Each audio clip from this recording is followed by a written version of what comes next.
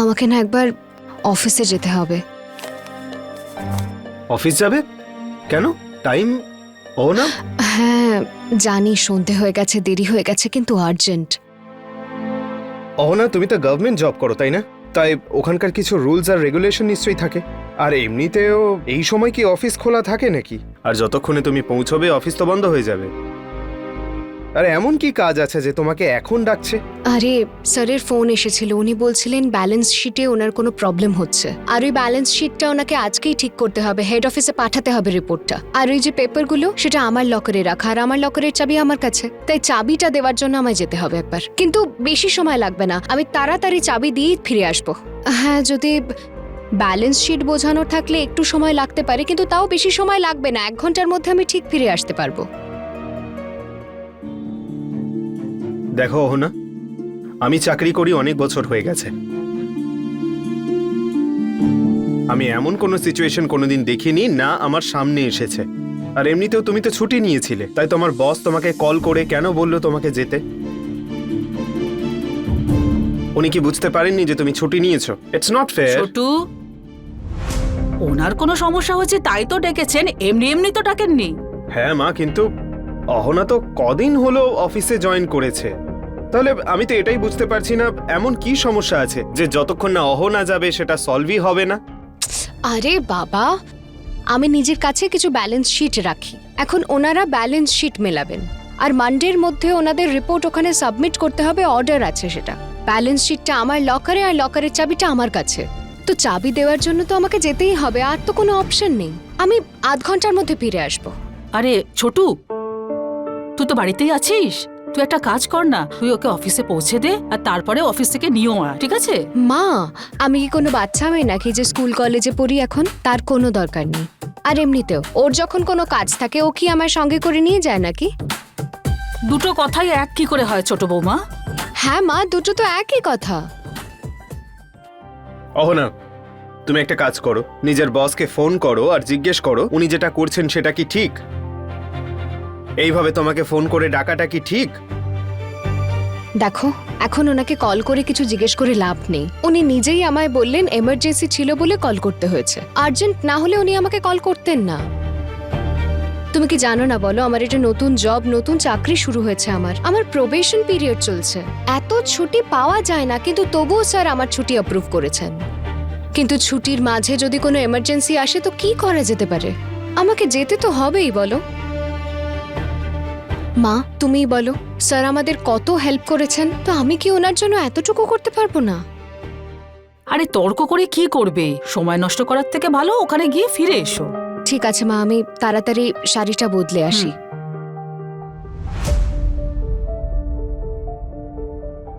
দেখো, আমি জানি যে এই ব্যাপারটাকে তুমি মোটেও সাপোর্ট করছো না, কিন্তু শুধু একবার আমার দিক থেকে ভেবে দেখো। আমি তো এখন শুধু বাড়ির কাজ সামলাই না, আমার কাছে তো আরো একটা কাজ আছে না। এখন সবকিছু তো আর সিস্টেম অনুযায়ী চলতে পারে না, কখনো কখনো সেই সিস্টেমেও গন্ডগোল হয়। কিন্তু আমি সরকারি চাকরি করি তার মানে তো এটা নয় যে আমি কাজই করব না। আর আমার সরকার পরে, আমার ইমিডিয়েট বস আমার জন্য বেশি কাছের। তুমি বলো, কালকে যদি আমি কোনো বিপদে পড়ি, কোনো সমস্যা হয়, তখন তো আমি নিজের স্যারের থেকেই হেল্প চাইবো না, সেই একমাত্র যে আমার সঙ্গও দেবে। তো এখন আজকে যদি আমার বসের কোনো এমার্জেন্সি থাকে, কোনো প্রবলেম হয়, তো আমারও তো ওনার সঙ্গ দেওয়া উচিত, তাই না? দেখো, আমি এত কিছু এই জন্য বললাম তোমায়, কারণ তোমার মুখটা বেজার হয়ে গেছে। তুমি প্লিজ আর রাগ করো না। আচ্ছা মা, আমি এবার বেরোচ্ছি। সাবধানে গিয়ে তাড়াতাড়ি এসো। হ্যাঁ হ্যাঁ মা।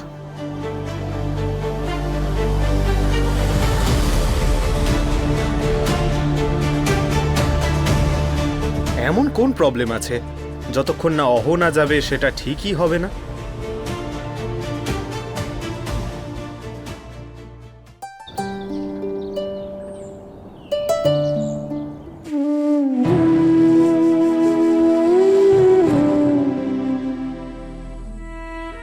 আমাদের সময় এমন অনেক দেখেছি আমরা। প্রথম বউয়ের বাচ্চা না হলে বাড়ির লোকেরা ছেলের আরেকটা বিয়ে দিয়ে দিত। আগের বউ নিজেই বরণ টরণ করে নতুন বউকে নিজের ঘরে জায়গা করে দিত। শুধু এটাই নয়, প্রথম বউ নিজে হাতে বরের বাসর ঘরটা সাজিয়ে দিত, কিন্তু এখন তো আর সেই দিনকাল নেই। আজকাল তো মানুষের মন আর চিন্তা ভাবনা সংকীর্ণ হয়ে গেছে। জেঠিমা, এক্ষেত্রে কার বাচ্চা হয়নি? আর পল্টু দাদার প্রথম স্ত্রী অর্থাৎ মেজদি, সে কেন নতুন বউকে বরণ করতে যাবে? না, আমি বলতে চাইছি, আপনি ঠিক কি বলতে চাইছেন বোঝাবেন আমাদের? আমরা কিছুই বুঝতে পারছি না। দেখুন, আপনি বয়সে আর অভিজ্ঞতায় দুটোতেই বড় আমাদের থেকে, তো নিশ্চয়ই আপনি সবকিছু ভেবেচিন্তেই বলেছেন। একটু আমাদের যদি বুঝিয়ে দিতেন। আসলে কি বলুন তো জেঠিমা, আপনি আমাদের বাড়িতেই বসে বসে আমাদের বাড়ির বউকে নিয়েই কথা বলছেন। না ছোট বৌমা, তুমি আমার কথাটা বুঝতে পারোনি। দুজনের বনিবনা হয় না, তাই দুজন আলাদা হয়ে গেছে। পল্টু ওকে বাড়ি থেকে বার তো করে দেয়নি, ওকে এই বাড়িতে থাকতে তো দিয়েছে। থাকতে তো দিয়েছে মানে কি বলছেন জেঠিমা? পল্টু? এই বাড়িটা পল্টুর তো নয়, এই বাড়িটা তো আমাদের। বড় বৌমা, এসব কথা এখন ছাড়ো। লোকজন বসে আছে, যাও তোমরা গিয়ে তোমাদের কাজ করো। যাও, কাজে যাও। সন্ধ্যের পরে বেশি কাজ তো থাকে না, তাই 5টার পরে কাজ শেষ করে আমরা বাড়ি চলে এসেছি। আর একটা কথা বলতে চাই সবাইকে। অহনা, মিতা আর দিদি, যদি তোমরা এই ব্যাপারে কথা বলাটা বন্ধ করো তাহলে একটু ভালো হয়, আমার একটু ভালো লাগবে। হ্যাঁ জেঠিমা, আপনি বলুন, যদি এরকম কিছু আপনার সঙ্গে হতো তখন আপনি কি করতেন? নিজের স্বামীকে কি বরণ করে নিতেন, নাকি ওর জন্য ফুলসজ্জার খাট সাজিয়ে দিতেন নতুন জীবন শুরু করার? ছি ছি, আমার সঙ্গে এমনটা হবেই বা কেন? তুমি স্ত্রী হয়ে স্বামীর সঙ্গে সংসার করতে পারলে না, সেটা কি খুব ভালো কথা? সবাই তো তোমাকেই দুষবে। স্বামী যেমন ভাবে চায় প্রত্যেক স্ত্রীকে তেমন ভাবেই চলা উচিত, বুঝেছো? হ্যাঁ জেঠিমা, এই কথাটা তো আপনি একদম ঠিক বলেছেন। ওহো, আজ পর্যন্ত তো আমি করলাম না। ও আমাকে মারতে চাইতো, সেটাও তো ঠিক, তাই না? ও আমাকে অপমান করতো, সেটাও ঠিক ছিল। আমি তো খুব পাপ করে ফেললাম। ও আমাকে অকর্মণ্য বলতো, সেই কথাটাও তো আমার চুপ করে মেনে নেওয়া উচিত ছিল, বলো দিদি? আমার গলা তোলার কোনো অধিকারই ছিল না। হ্যাঁ, আমি কখনো কখনো কাঁদতাম, জবাবও দিতাম একটু। খুব ভুল করে ফেলেছি আমি, এটা তো করা একদম উচিত হয়নি। আর তাছাড়া এখন যা হবার ছিল জেঠিমা, তা তো হয়েই গেল। কি করা যাবে? আমি তো সবকিছু চুপচাপ সহ্য করলাম, কিন্তু নতুন বউ এলে জেঠিমা আপনি ওকে প্রথমেই সবকিছু শিখিয়ে দেবেন, তাতেই ভালো। কি ব্যাপার, আজকাল তুমি একটু বেশি কথা বলছো দেখছি। তোমার জীবনটা তছনছ হয়ে গেছে, কিন্তু জেদ একটু কমেনি দেখছি। আরে বসো বসো তুমি বসো। হ্যাঁ জেঠিমা, এটাই তো আমার অসুবিধা। আগে দেখুন না, আমি একটাও কথা বলতাম না, চুপ করে থাকতাম। আপনারা 2-4 কথা আমাকে শুনিয়ে দিয়ে চলে যেতেন। কিন্তু কি হলো, এখন আমি কথা বলতে শিখেছি, নিজের অধিকারের কথা বলছি, তাই আমাকে সহ্য হচ্ছে না, তাই না? হ্যাঁ হ্যাঁ, সবাই জানে যে তুই কার কাছ থেকে শিখেছিস। হরি হরি, যেমন কর্ম তেমনই ফল। ভুল শিক্ষা পেয়েছিস, তাই তো তোর সংসারটা ছারখার হয়ে গেল। এখন দেখ কিভাবে তোর চোখের সামনে আমার পল্টু তার নতুন বউকে নিয়ে আসে আর তার সাথে নতুন সংসার পাতে। আরে যা করতে চাইছে করুক না, আমার তাতে কি যায় আসে? আর তাছাড়া মা, আমার স্বামীর সাথে কেউ ভালোবেসে সংসার করবে, ওকে সামলাবে, ও সুখ দুঃখের খেয়াল রাখবে, এটা তো খুব ভালো কথা হবে। মানে এর থেকে বেশি খুশি তো আমি কোনো কিছুতেই হব না। তুই কি বলতে চাইছিস? আরে ঠাকুরজি, ও এইটা বলতে চাইছে যে আমাদের পল্টুর সঙ্গে কোনো মেয়ে সংসার করতে পারবে না। অলক্ষণেটা অভিশাপ দিচ্ছে। আমি অভিশাপ কেন দেব ছোট মামি? আমি কিছু বলতেই চাই না, আর আমি তো এখন শুধু দেখতে চাই। মা, একবার রুমে এসো না, তোমার সাথে একটু কথা বলার আছে। মিঠাই সোনা, তুমি এখানে কি করছো? তোমাকে বলেছিলাম না আমি যে তুমি ঘরে পড়াশোনা করো। সোনা, এখন না এখানে অনেক নাটক হবে, আমার একটু সময় লাগবে। তুমি যাও, আমি আসছি। যাও। আপনারা সবাই দেখছেন তো এখানে কি হচ্ছে? কিভাবে এই মহিলা আমার নাতনিকে ভুলভাল শেখাচ্ছে, আমার ছেলেটার বিরুদ্ধে বিষ ঢালছে, বাপের নিন্দা করে মেয়েটার শৈশব নষ্ট করছে। আরে তুই ওকে পরিষ্কারভাবে বলছিস না কেন যে ওর বাবা ওর সাথে কেন থাকতে পারছে না? তোর জন্য। কারণ তুই নিজের স্বামীর খেয়াল রাখতে পারিসনি। তোর সাথে যা ঘটেছে একদম ঠিক ঘটেছে। আর যদি তুমি এটা ভেবে থাকো যে এইসব বলে নতুন বউয়ের মন ভেঙে দেবে, তাহলে সেটা হবে না। পল্টু যদি জানতে পারে তাহলে ও নিজের বউয়ের সঙ্গে আলাদাই থাকবে। আমি আমার পল্টুকে এভাবে মানুষ করিনি। আমার পল্টু আমায় কোনোদিনও ছেড়ে যাবে না। আর এসব বাজে কথায় ও কখনো কান দেবে না। আরে শোনো, ওরা ওরা খুব কাছাকাছি এসে গেছে। তোমরা সব তৈরি তো? আরে বাহ, তুমি তো দারুণ একটা সুখবর শোনালে কাকাবাবু। এটা তো কত বড় একটা খুশির খবর, তাই না? আরে আপনারা সবাই শাঁখ বাজান, উলুধ্বনি দিন। দেখুন একবার, একই বাড়িতে একজন স্ত্রী থাকা সত্ত্বেও দ্বিতীয় স্ত্রী আসছে। আরে কি হয়েছে? আপনারা চুপ করে গেলেন কেন? বলুন। আরে হ্যাঁ, তোমরা সবাই চুপ হয়ে গেলে কেন? চলো শঙ্খ বাজাও। আর এমনিতেও এই সময় এরকম পরিবার কোথায় দেখতে পাওয়া যায়, যেখানে তার এক স্ত্রী থাকা সত্ত্বেও আরেকজন স্ত্রীকে এখানে আনা হচ্ছে। বারবার একই কথা তুই এখানে কেন বলছিস মিতা? কে এখানে ওর বউ? আমাদের তো আইনি পথে বিচ্ছেদ হয়ে গেছে। আমি কিভাবে ওর বউ হতে পারি? হ্যাঁ, কিন্তু তুমি হলে প্রথম বউ, কারণ সাধারণত মানুষ যখন বলে তখন প্রথম বউয়ের কথাই বলে। এখন কি বলতো, প্রথম বউ হিসাবে কিন্তু ওরই অধিকার ছিল, কিন্তু ও তোর সমস্ত অধিকার ছেড়ে দিয়েছে। এখন আমাদের পারকে তো সত্যি বোকা। যদি ও ওর অধিকার না ছাড়তো তাহলে পল্টু এত টাকা জোগাড় করতে পারতো? এই উলুধ্বনি, শাঁখ বাজিয়ে এত ধুমধাম করে দ্বিতীয় বউকে বাড়িতে আনা কি সম্ভব ছিল? হতো না। কিন্তু তখন কি হতো জানো ঠাকুরছি? চুপচাপ কোনো মেয়ের সঙ্গে প্রেম করত, এমনিই ঘুরতো ফিরতো। যাকে ছাড়ো, এখন কি বলতো, নতুন বউ বাড়িতে আসছে, তাই এ সমস্ত কথা না বলাই ভালো। আমরা তো এটাই দেখতে এসেছি যে প্রথম বউ থাকা সত্ত্বেও আরেকটা বউকে কি করে নিয়ে আসছে এই বাড়িতেই তোমার ছেলে পল্টু। আবার দুই বউয়ের মধ্যে ঝগড়া না হয়ে যায়, আবার এমন যেন না হয় যে মহাভারতের যুদ্ধ লেগে যায় এখানে। আচ্ছা, তাহলে তো আপনি ভীষণ আনন্দ পাবেন, তামাশা দেখার সুযোগ পাবেন তো। আরে কিসের মজা, কি কথা বলছো তুমি? তাই তো বলছি, আপনি বলুন না, বিনা টিকিটে ফ্রিতে এত বড় তামাশা দেখার সুযোগ আর কোথাও পাবেন নাকি? কত সুন্দর তামাশা তো চলছে। এই তো আজকাল যেসব হিন্দি টিভি সিরিয়াল দেখা যায় তার থেকেও বেশি। দেখুন, এসব তো আপনারা টিভিতে দেখতে পান, সেই সব শিল্পীদের তো ছুঁতে পারেন না, এভাবে ছুঁয়ে দেখতে পারেন না, তো এইখানের অভিনেতাদের তো ছুঁয়ে দেখতে পারবেন, মিষ্টি। তাই না? তাহলে মজার কথা তো হলো না। আমাদের এত কথা শোনাচ্ছ কেন? আমরা কি করেছি? আরে জেঠিমা, আমি কোথায় শোনাচ্ছি? কি ভুল বললাম আমি, বলুন আপনি? এরকম কোনো পরিবার আশপাশে দেখেছেন নাকি? কেউ নেই, প্রতিবেশীদের মধ্যেও কেউ নেই। আপনি তো গর্বের সঙ্গে এবার বলতে পারবেন যে দেখো ভাই, আমাদের প্রতিবেশী এত ভালো, সেখানে একজন স্বামী তার স্ত্রীকে ডিভোর্স দিয়ে পরের দিনে বিয়ে করে নিল, আর নিজের পুরনো বউয়ের সামনেই নিজের নতুন বউকে বাড়িতেও নিয়ে আসছে। এরকম উদাহরণ আপনারা কোথায় দেখতে পাবেন বলুন?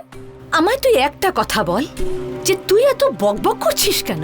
যদি তুই বাড়ি ছেড়ে যেতে রাজি না হোস, তাহলে এতে আমার পল্টু কি করতে পারে? ও কি তোর জন্য সারা জীবন ব্রহ্মচারী হয়ে থাকতো, নাকি অন্য কোথাও গিয়ে বিয়ে করতো? হ্যাঁ, আর তুই এখানে খুঁটি গেড়ে বসে থাকতিস। আমি এখানে মামিমার সাথে ওনার বাড়িতে থাকি, আর আপনিও তো এখানেই থাকেন, আর আপনার ছেলেও এখানেই থাকে। আপনার তো নিজের বাড়ি বানানোর কোনো যোগ্যতা নেই, আর আমাকে 5 কথা শোনাতে আসছেন? না তো কোনো যোগ্যতা আছে আপনার, না ভবিষ্যতে নিজের বাড়ি তৈরি করার ইচ্ছে আছে। অন্যদের সাহায্য নিয়ে আপনার পেট চলে, আর আপনি এসেছেন আমাকে কথা শোনাতে? এই দেখো, এবারে চুপ করো, অনেকক্ষণ ধরে কথা শুনছি তোমার। তোমার কেন খারাপ লাগছে মা? তুমি একটা কথা বলো আমায়, তোমার সঙ্গে যদি এরকমটা হতো তুমিও চুপ থাকতে তো? দেখো মিতা, তোমার সঙ্গে না আমার কোনো কথা নেই, তুমিও এদের সঙ্গে থেকে বিগড়ে গেছো। কি বা করতে পারি আমি, যখন খারাপই হয়ে গেছি হঠাৎ করে তো ভালো হতে পারি না। বলছিলাম, অহন একটা কথা বল। হ্যাঁ দিদি বলো। এই যে দুধ গরমের নিয়মের কথা বলা হচ্ছে, আর বাকি নিয়ম এগুলো কে করাবে? নাকি এই সমস্ত নিয়মগুলো আসলে আমি তো কখনো রান্নাঘরে ঢুকি না, তাই এই কাজটা আমি বড় বৌমাকে দিয়েছিলাম। এবার বড় বৌমা সেই কাজটা করেছে কি করেনি সেটা আমি বলতে পারবো না।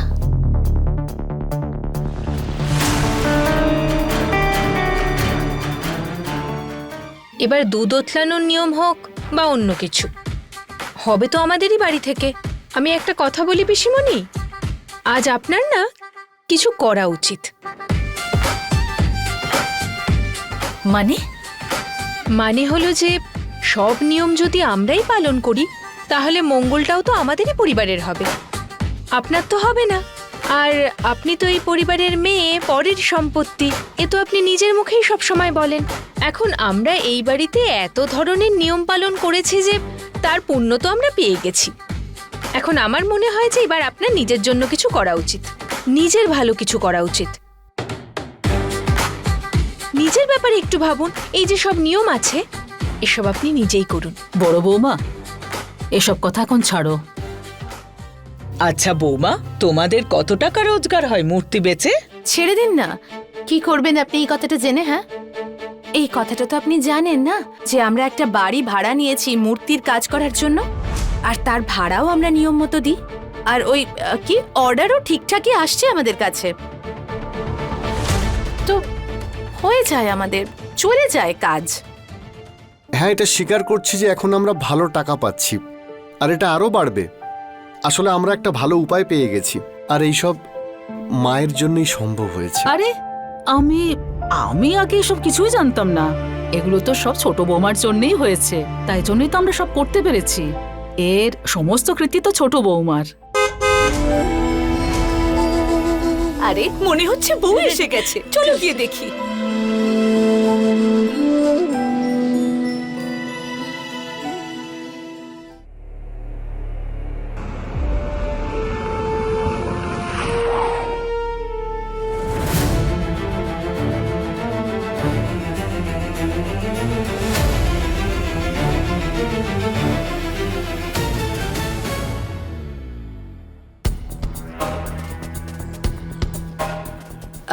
বৌদি, তুমি নতুন বৌমা আসার পর ওকে আশীর্বাদ করবে তো?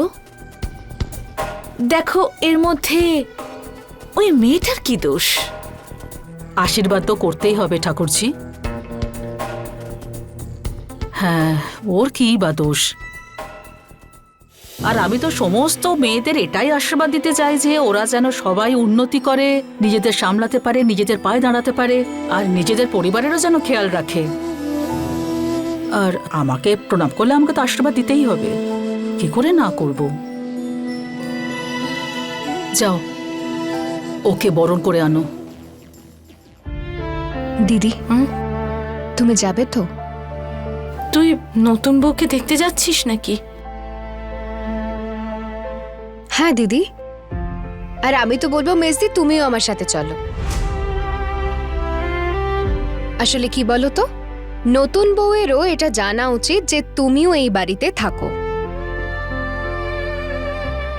আরে আরে চলো, কি করছো কি তোমরা? নতুন বউ এসে গেছে, চলো।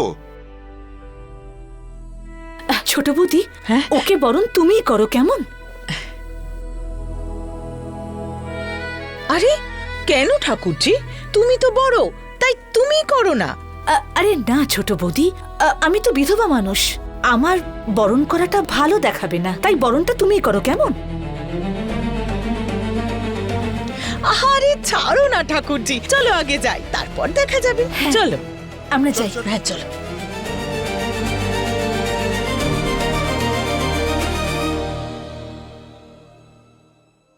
দিদি চলো। মা, আমরা দেখে আসছি।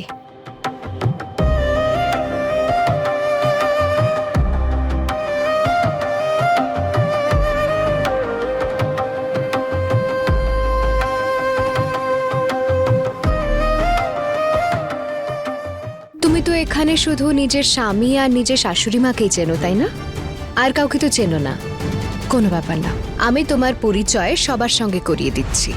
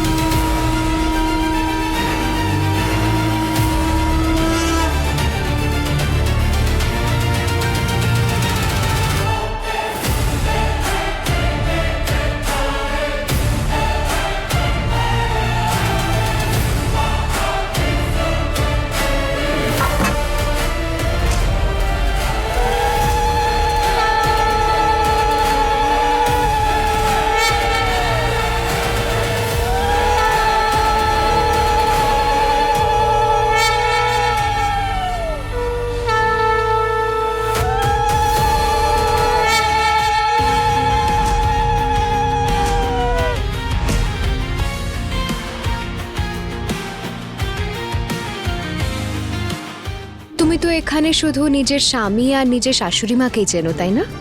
আর কাউকে তো চেনো না। কোনো ব্যাপার না, আমি তোমার পরিচয় সবার সঙ্গে করিয়ে দিচ্ছি।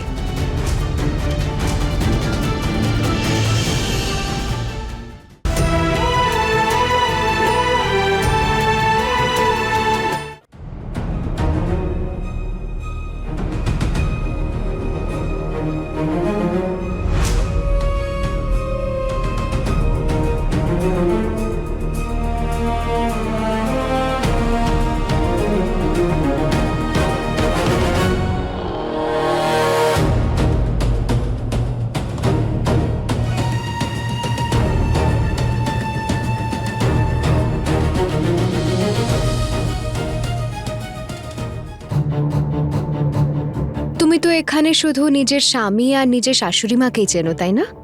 আর কাউকে তো চেনো না। কোনো ব্যাপার না, আমি তোমার পরিচয় সবার সঙ্গে করিয়ে দিচ্ছি।